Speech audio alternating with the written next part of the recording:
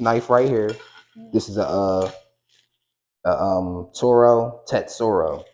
Hold it forward so they could get it closer. Yeah, this is a Toro Tetsuro right here. Got this from Toro Knives. I got this when I went to the U.S. Open. Funny thing is, the owner of WKTL, WATL had gave this to me. What's the right way to hold it? So the right way to hold it is, whatever hand is your dominant hand, I'm preferably left, but I'm ambidextrous as well. Put your pinky under the knife.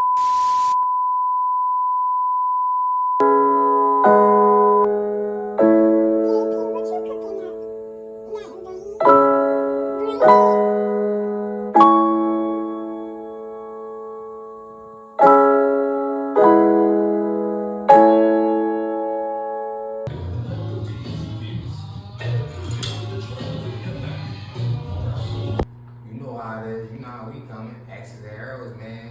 Commissioner of CDR, Community Drone Racing. You know what this is, right?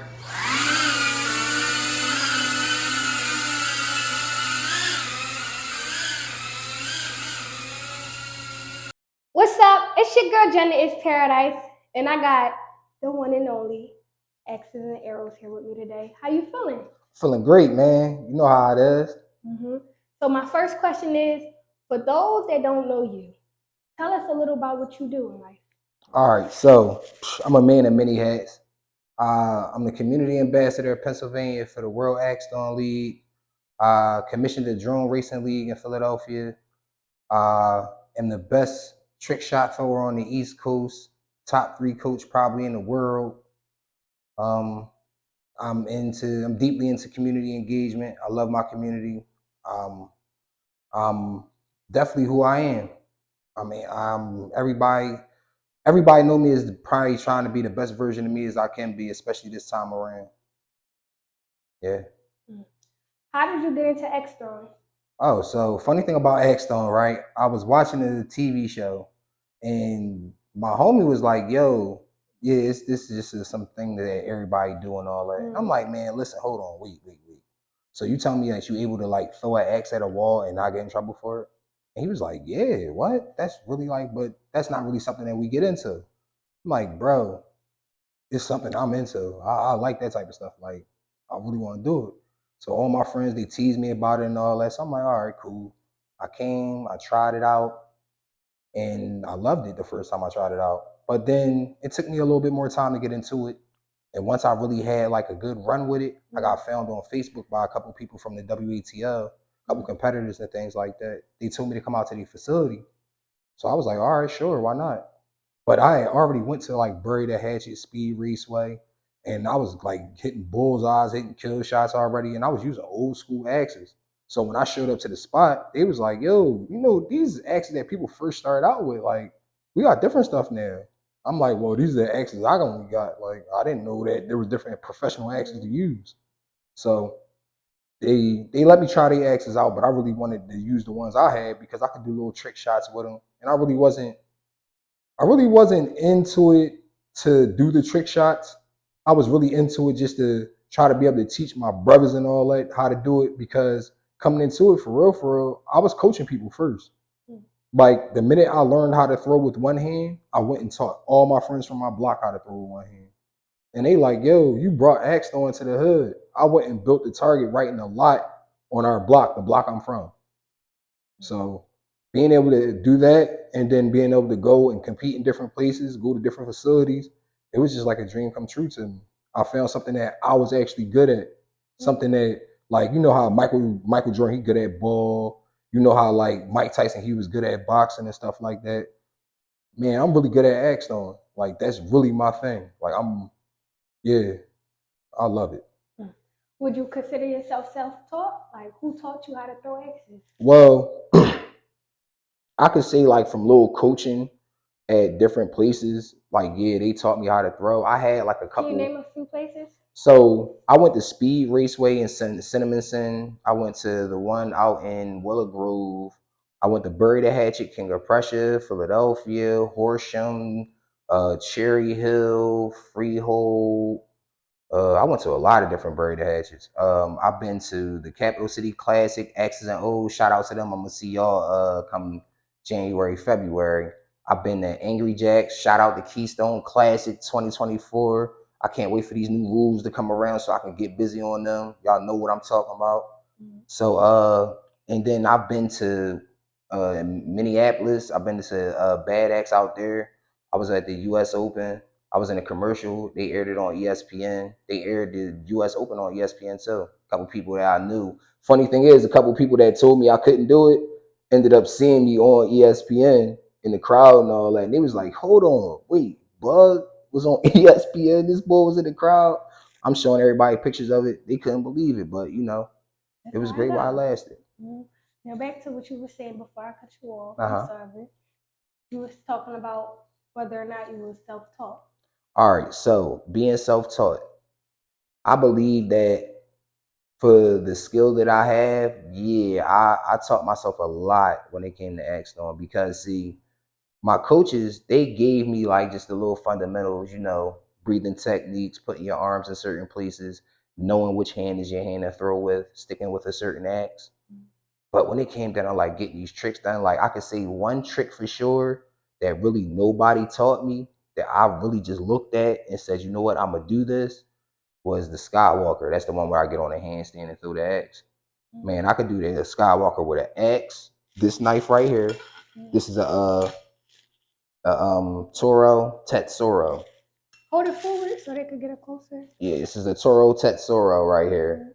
Got this from Toro Knobs. I got this when I went to the US Open. Funny thing is, the owner of WKTL, WATL had gave this to me. What's the right way to hold it? So the right way to hold it is whatever hand is your dominant hand. I'm preferably left, but I'm ambidextrous as well. Put your pinky under the knife, hold it all the way straight like this, hold it directly in front of you. When you bring your arm up, point your elbow towards where you're trying to place it. Bring your elbow to your ear at the same level. When you take your step with your opposite foot, when you point it, you bring it down and point it toward in a 45-degree angle tilt and release it. When you release it at 10 feet. That's the proper lane. I usually go at back to 12 feet, but the actual line is 10 feet and 15 feet because it goes. You have to throw five times.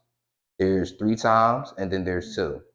Then you tap knobs, switch sides, and you go to 15 feet, and that's where the 2-spin rotation comes in at, and you have to throw from 15 feet. Do they ever break or like is the material built so it don't break? Well, some of them break, but for the most part, like it's some good knobs out there. Like this one right here, I could tell you, I put this one through some work, and it has not broke on me, it has not chipped on me, nothing. Like this is a good knife right here, especially for throwing. Now, let me get back to being self-taught. I believe that that's one thing I did learn on my own. I learned how to do that trick shot by looking at somebody and just saying I'm going to do it. I believe when it comes down to Axstone, yes, I am an autodidact. Understood. So tell me a little bit more about yourself. Like, what was your background like before you became the Axstone? Okay, so my life before Axstone. Whew. So I was a young man. I'm from West Philadelphia. You know, I've gotten to a lot of different things. Yeah, you know, West Side the best side, y'all. I always tell everybody that. You know the vibe. So the big thing is like I was a young man that was into my environment. Like I was into my community. And I made some choices that, you know, weren't probably the best for me. I've gotten incarcerated a couple of times. And it really took for me almost being in jail for the rest of my life for something I didn't do that I actually stood tall on. Like, you know, they say to us that, man, the stop snitching code and, you know, the not ratting thing, it goes deeper than that, man. Like, people think that you're telling and you're not telling to hold down a code. No, it goes about morals and principles. As a man, I can't say that I'm a man if I would say that I'm cool with somebody and we out here running around together, but then when it get rough, I turn state or I turn different on them. It don't add up to me. It does not has nothing to do with the streets. It just has something to do with morals, values, and principles as a man. But with that being said, I held on to them things and I missed a lot of time out of my life being free, doing some things that I probably should have been doing, spending time with my family, raising my daughter. a lot of things like that. And it hit me hard. However, with the time that I spent away, I used it. I speak Spanish, I speak Italian, I could do sign language. Uh, Man, I can draw, I can sew. It's a lot of things I can do. Worked out like a whole lot. My best squat was 675 for one, fully parallel. I hit 1,400 pounds on a hack squat for 3. And this is stuff that, people that know me, if they see this, they'll tell you, like, no, boy is serious about what he said. How long was you incarcerated for? So my incarceration was for 7.5 years. But at the time before, when I was going through the whole mix of it, I was facing the rest of my life. Like, I had a 5 to 10 and still going back and forth to court. And that really like had me going through a lot of hell. But at the same time, like, it was just, I know I was built for something different. I know I was meant for something. Like, you could just feel it, like when you lay down to sleep at night. Like, whatever you going through at this present moment, listen, it is what it is, but you meant for more, so you just gotta trudge through it. Like it's been said to us, man. You go through the fire just to find out who you really are, because it burns away all the BS. While you was locked up, did you have any like support to keep you going in there? Because a lot of times, like when you're incarcerated and you like in there for a long time, you start to lose hope. You start to doing like bad stuff, and you stay there longer. Well, I ain't gonna lie to you. I had some people who supported me. I had some people who actually like really like tried to kick me while I was down. You said tried to what? Tried to kick me while I was down, but I ain't. It made me a better person. Like, for everybody, they have different experiences being incarcerated, and I could tell you that my experience was a great one, because it made me a way better man than what I once was. It took some time for me to spend some time by myself and really get to know me. And people think about going to jail and they think about being away, to get on the phone, they stress people out. We all been through it. However, when you dig into you, man, you'd be surprised what you find. I found something.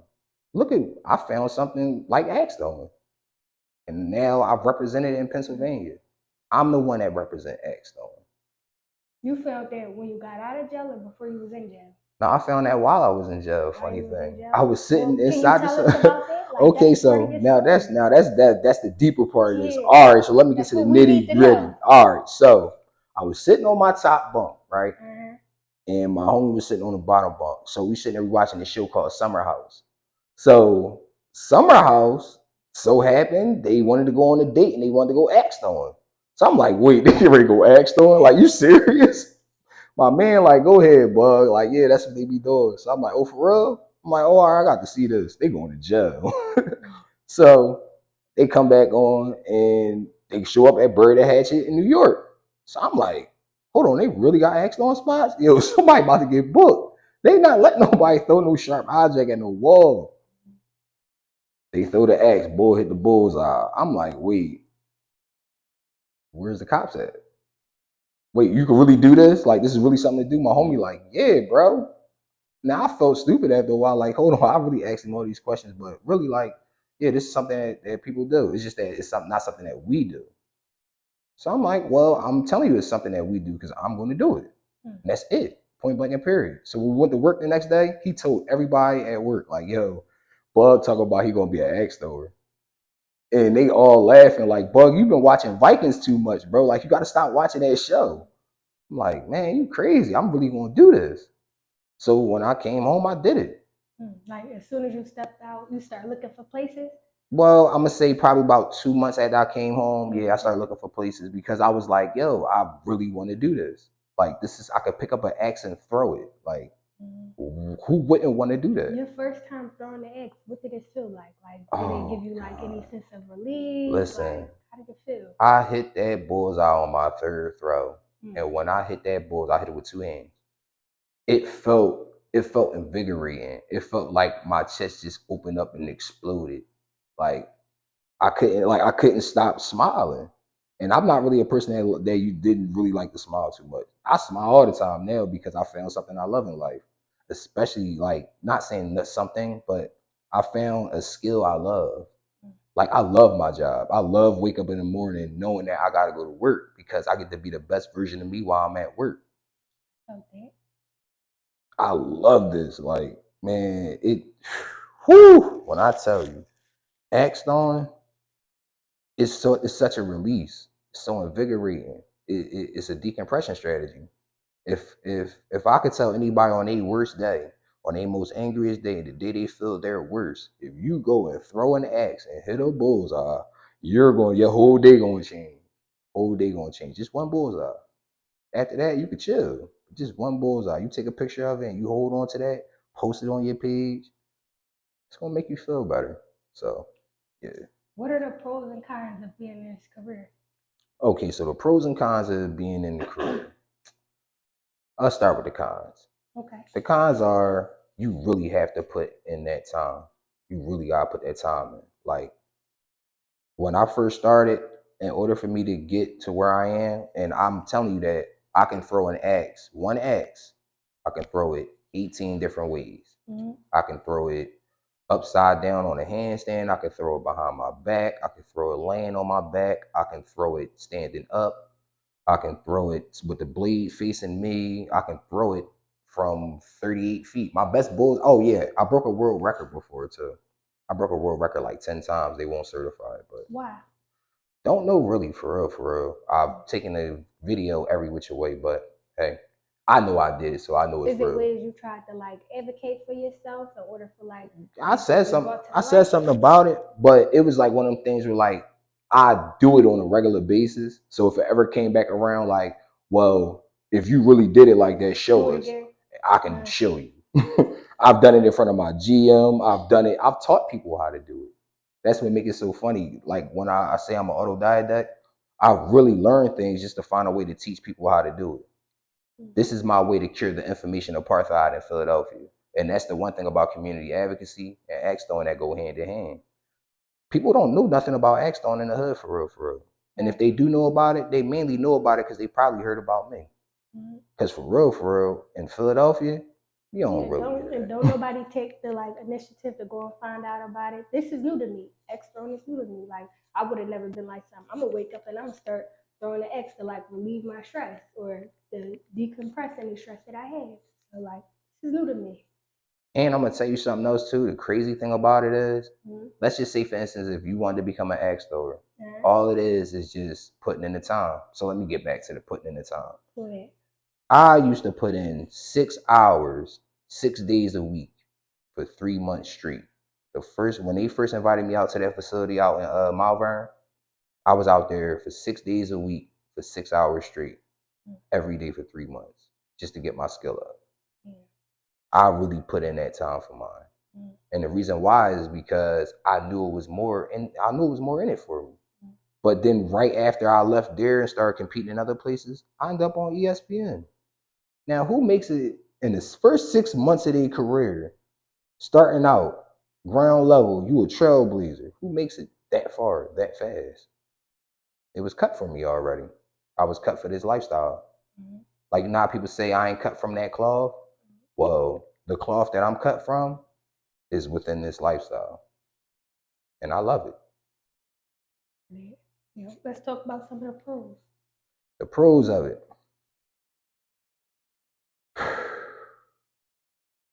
When you become an axe thrower, it's like going to school, your first day of school, and instead of people being nervous about you, everybody wants to say hello to you. Everybody. From the principal down to the kid with the glasses that hang with the other kids that don't hang with everybody else. Everybody wants to say what's up to you. Everybody wants to show you some love because they want you to know that this is something that's for you too. The thing is that sometimes the hairs get crossed a little bit, but for the most part, like everybody wants you to be involved, especially if you're good, because it's no good being good if you're the only one that's good. Right. Competition is everything. And funny thing about competition, I'll tell you a funny story. My first tournament, I'm down at Capital City Classic down in Virginia, right? So my first match, I'm nervous. I'm sweating. My hand keeps shaking. I can't get it together. Now I've been practicing. All I do is practice just for this moment. But hey, I was shaky. So as soon as we get to the line, they call us up. I go to the line. First thing dude say to me, he extends his hand and say, "Yo, bro, good luck." What? So I'm like, oh, he playing with me. I ain't trying to all that. Go ahead, bro. I knew you trying to play in my head. All right, cool. So I go throw and all that. So I throw the axe and it drops. And he like, yo, don't worry about it, bro. It's only about the next throw. So I'm like, wait, what? I'm like, all right, let me get my head in the game, man, because he playing with my head now. Now I'm thinking like, yo, he really tripping. So I get to the last throw. It's time for us to throw our kill shot. When you say it dropped, like it made it in and then fell off the Yeah, board? it hit the board and it dropped off. So we go for the last throw. So we call kill shots. Now kill shot is the point. So it goes 10 throws. Throw 9 and 10 is usually when most people go for their kill shots, but you get 2 opportunities to go for the 8 points. And it's the best out of 64. It's like the 64 is the perfect score. Mm. So he's mopping me. I'm not gonna lie to you. Like he is putting toe to, yeah, he's just treating me right now. So we call kill shots. He throw his, he hit his, I throw mine, I hit mine. So everybody like, oh. So I'm like, all right, he just won. All right, cool. I'm mad now. So I'm like, all right, man, I'm just go to my next game. It is what it is. As soon as I turn around and walk off, everybody walking over to me, yo, you just hit the kill shot. Yo, you just hit the kill shot. He walk up to me, yo, good game, bro. Shook my hand, tapped axes with me and everything. So I'm like, am I crazy? I just lost. So like you didn't really lose, or you lost? No, I really lost. Oh, right. But it was just the fact of that in my first tournament, my first time going for a kill shot, I hit it. Even though I lost, but I still hit my kill shot in the tournament. That's what's up. Now, I didn't know that at the time. I'm just thinking like, yo, I got mopped. But no, it really, like, everybody there was just happy at the fact that I showed up because I'm from Philadelphia. I made it down to Virginia. And not only did I make it down to Virginia, but I came and I was ready to ball. Regardless of how I did, I still was ready to ball. I did good. So that right there did it for me. And that's what made me really fall in love with Axstone. Right. And then after the fact, a lot of the guys, shout out to Zach Crawford, man, yo. Man, that boy, man, he is serious brother, man. And I ain't gonna lie to you, he really gave me some true talk that night. He told me like he don't really come to them Jones for all the competition. Like that's good to compete. But man, he really come for the times after the fact when he get the chance to spend time with the folks, like all the competitors outside of competing. They really be like friends. Like everybody really mess with each other the long way. Like they really care. I made a couple of homies in this joint that really like still check up on me. May shoot a line to me here and there. If I post something, shoot me a message and all that, ask me how I'm doing. Some people call, check up on me. So I ain't gonna lie to you, I love it. I like that. Okay, my next question is, how long does it take you to teach somebody else? Oh, so if I coach a person, I'll coach them to hit a bullseye in probably about good 5 minutes. Mm-hmm. That's why I say like top 3 in the world. So like it really don't take that long to teach them, but with the wrong person, it might take long. Well, I'm not gonna say the wrong person. I'm gonna just say the person who's not patient. Okay. Because you have to have patience when coaching somebody in anything. Mm-hmm. You gotta have patience coaching somebody, just telling them right from wrong. You gotta have patience in coaching people how to play basketball. But Axstone, because it's so different, it's like, all right, just being here is opening me up to a whole new opportunity. So in my mind, my brain is like a sponge, so it's gonna open up regardless. Right. So all you gotta do is just trust the process. Trust the process. A lot of people think it's easy, but to throw an X, it's not easy when you first starting off. Like I was one that was taught by him myself, and didn't go in the first 2 times. You know what I mean? So I really take your time. Yeah, but before it was all said and done, you was able to spin the axe around and throw it backwards, weren't you? Right. And that is, little do people know, when you spin that axe backwards and step back behind 15 feet, you're actually throwing at a professional level, because pros have to throw in the 2024 season. They have to throw from behind the 15-foot line in order to become a professional. So for the past 2 years, I've been coaching people how to throw at professional level, just coming in being customers. Like that. My next question is, do you need a license to be in your field? So to be a coach, you should be certified. And I'm going to say you should be certified because it teaches you why certain things aren't allowed. But do you have to be a certified coach to be an axe coach? No. You just have to learn how to throw an axe and be at a venue and work at a venue that has insurance and things like that in order to do so. Not to cut you off, but like, what are the benefits that you get out of being certified? How long does it take to get certified? Okay, so I'm going to say the benefit first. How long does it take? You take the test, and if you study over the material, I say you study the material like you study a driver's test. Then when you study the driver's test, you learn it the same way. And then from there, you take the test. You pay your money to take the test, and they'll let you know when you get your certification. Now, it's really elementary stuff. If you pay attention to how people coach at venues, then you could pretty much learn how the rules go and get the certification that way too. And ask questions. They have it online. Everything is online, so you can look up the rules and things like that.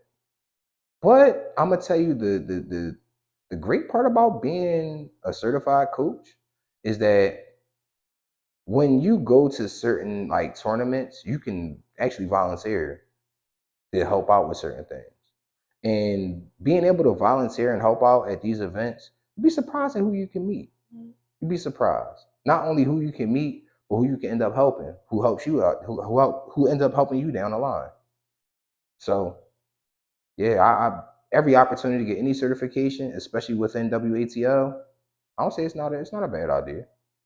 Go for it. Earlier, you said you grew up in West. Mm-hmm. So we're gonna get back to like the X throwing. But now I need to know more about you, because like it's not that many people. It's not a lot of people at all in like Philly that could throw an X or that even know about X throwing. So like, what was your childhood like? Before you even got like incarcerated? Like you got both of your parents. Yeah, so let me tell you about that. So I had both my parents. I had my mom and my dad. But I lived with my grandma for a hot minute. Like from 2 to about 7, I was living down South Philly with my grandma. And that was fun. I learned a lot. I played a lot of football, rode a lot of bikes, got hit by a car, fought a lot. It was a lot of stuff. Hit by a car? Yeah, because when you were kids, you riding bikes and stuff like that. You jet out in the street, you get hit by a car. But it wasn't nothing crazy. Like the car was driving slow and they just, bump. Gave me a couple dollars. No, it ain't messed me up. After he hit you, he gave you a couple dollars. Yeah, he gave me a couple dollars. And you took it? Yes, I did. I was a young boy. I ain't know. You didn't tell your folks? What? Why would I tell my folks that they told me I couldn't ride my bike? Hit you with a car. Gave you a couple dollars and they sold you. That sold me. Could have had a concussion or anything. Yeah, I could have. But I ain't gonna lie to you. The reason why I didn't tell my parents, because I didn't want them to take my bike. Because if they would have took my bike, then I'd have been stuck down South Philly with no bike. And at that time in the 90s, think about it. Mid-90s, you can't be stuck as a little kid with no bike. That's like being a grown man with no car. It's really like everybody moving around on bikes. And if you got the pogos on your bike, if you got the spin backs, oh man, we was treating bikes like cars back in the days. Oh my gosh. Okay. But stepping on to like when I got back to West Philly when I was 7 years old, imagine coming back to where you from and nobody know you from out there. So it's like, I didn't know I was really from out there. I was just born out here and then moved down South Philly, but then now I'm back where my family at. My family been up here all the time I've been living. So my first memory of being in West Philly was this young boy had stole my basketball court out my backyard. And when I was walking around, I saw my basketball court. So when I saw it, I went over there like, yo, let me get my court back. And he was like, this not your court. So I went and got my mom. All right, come on. We got to go to my court, Mom. She went and got my court back. But then from there, it was like, everybody knew who I was. I was a little boy around the corner that went and got his mom to get his court back. So that's who everybody knew me as at that time. So then, I met some other friends and all that. And that's where the bike thing came in at meeting them, because they actually helped me learn how to ride, and then being down South Philly still before I actually like fully got from South Philly. Yeah, that was pretty good. But my friends Malik, CJ, and Chris and Najee, yeah, they was my homies. Like we was real tight. So we grew up around each other. We did everything together. We went to parties together. We fought together. We talked to girls together, all types of stuff. We fought each other at different times. Like it was just, young boys growing up in the hood together. But friends too. But we was friends though. But then, as time grew on, like I started getting locked up because I caught my first case when I was 12, and then I had, got locked up. Did a couple. Actually, I did 13 months when I was 12 years old. I was locked up from 12 to 13. And I came home. I still had my friends and stuff, but for the most part, like I moved around a lot in the hood. Like I got around. I chilled with a lot of different people and all that. Everybody knew where I was from, but I still was able to chill with everybody because I ain't starting no trouble. I was more the person like you had to mess with me in order to get a problem out. Right. But for the most part, that's what it was. I played football, I played basketball, I played soccer, baseball, softball, volleyball, frisbee football, flag football. I played pretty much every sport I could growing up. Between juvenile placement and being in the hood, I played every sport I could. That was the escape. So, yeah. How long you been out for? So, now this is the thing. I've been home for going on almost 4 years. And man, that took me a long time. I remember it was times where they was talking about, yo, this boy can't stay home a year. I was young. I was going through a lot of wild stuff at the time. And you went to jail at a young age. Yeah. 12? Of course you're going to be in and out. Yeah. And the thing is like, I lied to you not. I believe that was one of the great things that happened for me when I was young. It's messed up to say that getting locked up would do that to you. Tell us why. But let me explain to you why. Now, while I was locked up and I was at St. Gabriel's Hall, I went from being in middle school to being in the 10th grade from 12 to 13. So I went from the 7th grade to 10th grade in the course of like 6 months. And the thing was that they didn't want me to skip grades. Like the teachers at the middle school program, they thought that I was actually stupid. Thing was that the work wasn't challenging, so I didn't want to do it. I was like, y'all giving me work that I'm not doing this. Like, get that to little kids. Don't get that to me. So they looking at me like, well, who do you think you are? I'm telling you I'm smart. I don't want to do this. Like, I'm not doing this. So they like, well, show us how smart you are. I'm like, all right. So they give me a test. I go down there. This time when I do the test, the placement test, I score high. When I scored so high to the point where they was like, we can't keep them in middle school anymore. We have to put them in high school. The lady Miss K, she was so upset. Oh my God, this little fat lady was so upset. She was mad because she was like, yo, there's no way that he's that smart. He cheated. How do you cheat on a placement test? Yeah, you already booked. Like, come on, I ain't doing all that. So they end up putting me in 10th grade. I'm working. I end up getting put inside of a business class. This guy named Mr. Anderson. It's funny that his name was Mr. Anderson. But he was like really sharp. And he gave us like a project. He said that, listen, I'm going to give you $1,000. I want you to put it into a certain stock. And at the end of the course, whoever has the most money, they can pull out any time and put into whatever stock they want to. We have options. But whoever has the most money wins and they'll get the raise. I'm like, all right. So the business program was actually going with the work program at the place too. So they let me work during school hours and they were giving me a business course at the same time at 13. So I'm doing that. I go through the whole course. I end up getting second place. I'm the youngest person in the class. I got second place. And they gave me a raise. So now they let me work officially during school hours. So during his class, right around lunchtime, they was letting me work.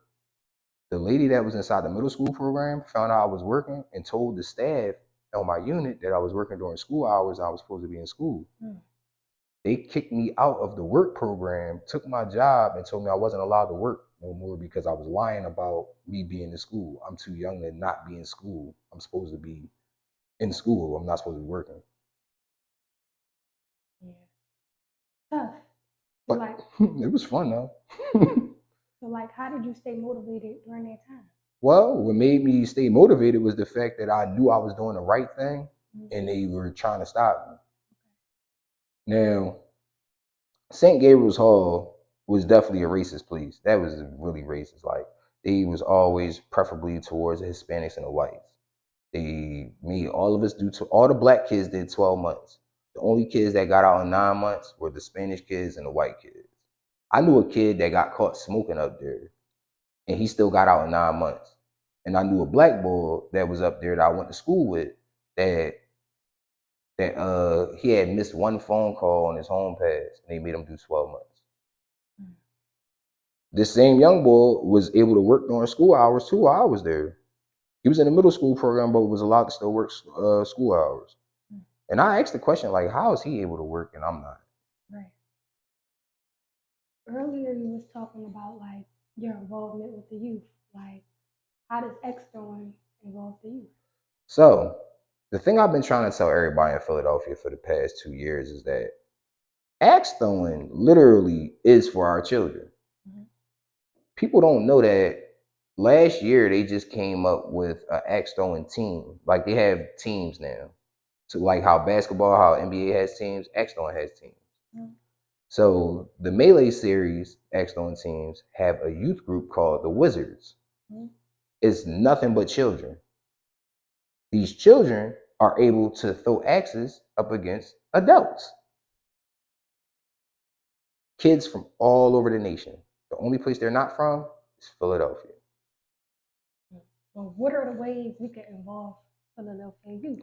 Well, the ways that we involve Philadelphia youth is get them to the closest venue possible or contact me. And I'm the community ambassador. So I'm the one that you would come see to point your child in the right direction in order to become an axe thrower. Is the location like far from here? Like, No, it's a location in Philadelphia. So funny thing about axe throwing, right? I'm a historical figure in axe throwing. And I say that because I did something historical. I got the opportunity to do some work for Bury the Hatchet, and I was doing a lot of work for WATO. Now, backstory is Bury the Hatchet got kicked out of WATO. So think of 76ers getting kicked out the NBA.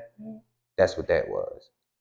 Through my efforts and the different things that I was doing at the time with the WATO and with Bury the Hatchet, they had the conversation and Bury the Hatchet got accepted back into WATO, mainly because of a lot of my efforts. Now, with that being said, I did something historical. You would think that because I'm a trailblazer the way I am, people will want to be a part of it. And I know how to get the kids involved. I've been telling people I've been coaching kids. I got videos of me coaching kids from Pottstown. I got videos of me coaching kids in Malvern. I got videos of me coaching kids in North Philly, Germantown, West Philly, South Philly. I got videos of me coaching kids everywhere. Right. Not to cut you off, right? Have you ever tried to like recruit people by like knocking on their doors, like not to bring like Jehovah Witnesses in it, but like knock on their door and be like, yo, like, you know what I'm saying? And does it cost like any money for them to have to like join? So, because that could be like the factor of why Philadelphia now, kids are not joining. as far as the money, look at it like this, right? How much do you think they pay for like basketball camp? I'm not sure. Probably like $250. Okay. And how long is basketball camp usually for? Like maybe like 6 to 8 weeks? It depends on the season. All right. Well, we're going to say roughly 6 to 8 weeks. And that's just like a small camp, they play for a little bit, get a little bit of coaching. Axe throwing, you get 8 weeks of league. There's 4 leagues in the season. You get 8 weeks of league. Now, not only do you get your 8 weeks of league, but you get a practice day. So you got 2 opportunities to pull up. And not only that, but you can go to different tournaments. Now, the tournaments cost like, what, $140? But that's just if you're in one discipline. League So 140 for one tournament. You know how much league is? League is 140 for 8 weeks, but you get 16 visits altogether.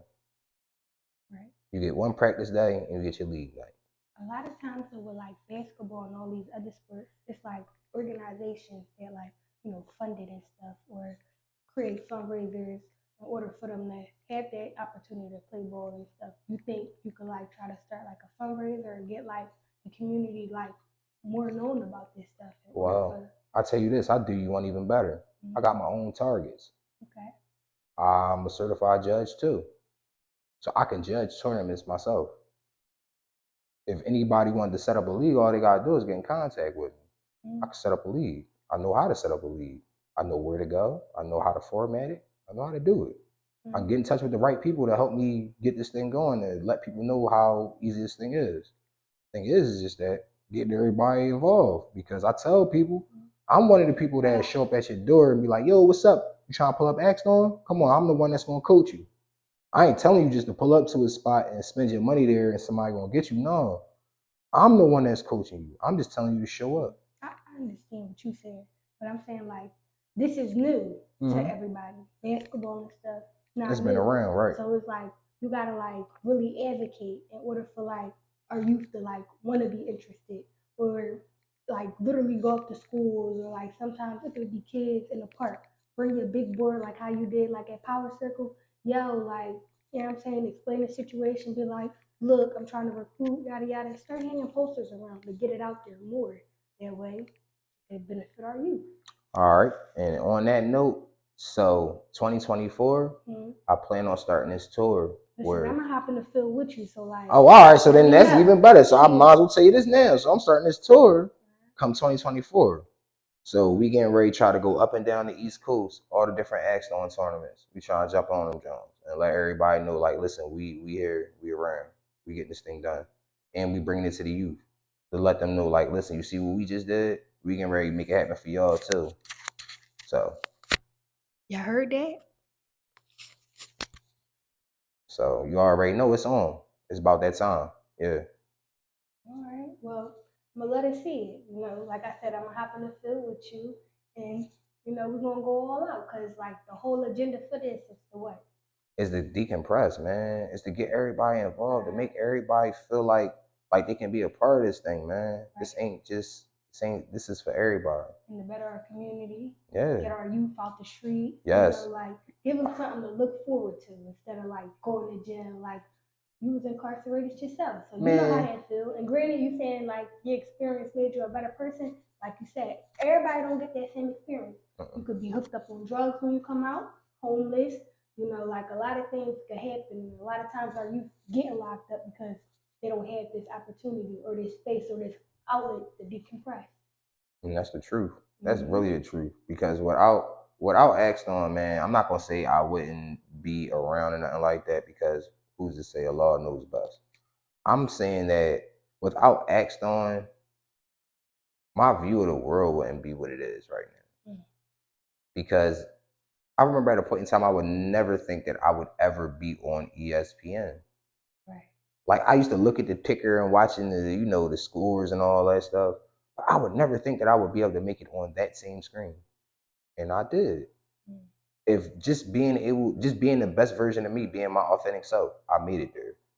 So now I can't do it by myself. Now we all need to be there. Time to go. Besides the goal that you just mentioned, that's gonna take place in 2024. What are some other goals that you have for yourself in this external business? So what I'm looking to try to get me a brick and mortar soon, so I could have an actual venue, so I could be coaching people indoors under my rules, my supervision, my insurances, my style of throwing. That's something I'm looking to do. I really want to raise my son in this sport. My son actually picked up a duster, and ran around the whole venue at Bury the Hatchet King of Prussia cleaning up. Now, don't get me wrong, it's fun saying that my son got a job now. But more than anything, when I saw him cleaning up, it lit a fire in me. There's no way in hell that I am as good as I am and my son gonna work for anybody but me. The X on venue. You know, the first X on job he'll have be working for his dad. Right. And working for his dad, he know he working for himself. I'm gonna leave him a legacy. I'm gonna leave him something. I'm gonna make sure I leave him something because I can't be less than who I am. I refuse to be.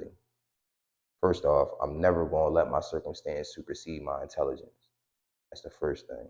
That's how I was able to pull myself from the streets to where I am right now. But more than anything, who am I if I can't leave a legacy for him? Nothing. As a man, I'm nothing if I can't leave a legacy for my son. So my legacy for him will be because you picked up that duster inside that place and I seen you go to work the way you did with that smile on your face because you seen daddy doing it, you gonna have your own. That's it. Refuse to be anything less. Like that. Before we close out in this video, is there anything you want to tell the youth, tell the community that we didn't get a chance to touch base on or I didn't ask? I'm gonna tell everybody, first things first, be thankful. Be thankful for all that you have. Be thankful for the family that you got, for the family that you meet. Be thankful for all of them. I want to say first, the biggest blessing in this world coming from somebody who's not my family, but has grown to be the closest thing to the family that I know, is this young woman right here. Alhamdulillah for her, man. Without this type of young woman right here, without this young woman right here, won't be opportunity and spaces for brothers like me to be able to tell this type of story. So with that, I'm saying please support, bless, protect, be mindful, and respect our sisters, man. Especially this one when you see her in the streets. Because if not, this one, you won't see me. I appreciate you for coming through. I love having you here. Hopefully, I'll see you in 3 months to, touch base on what happened in 2024, how things is going. But as of right now, JP out.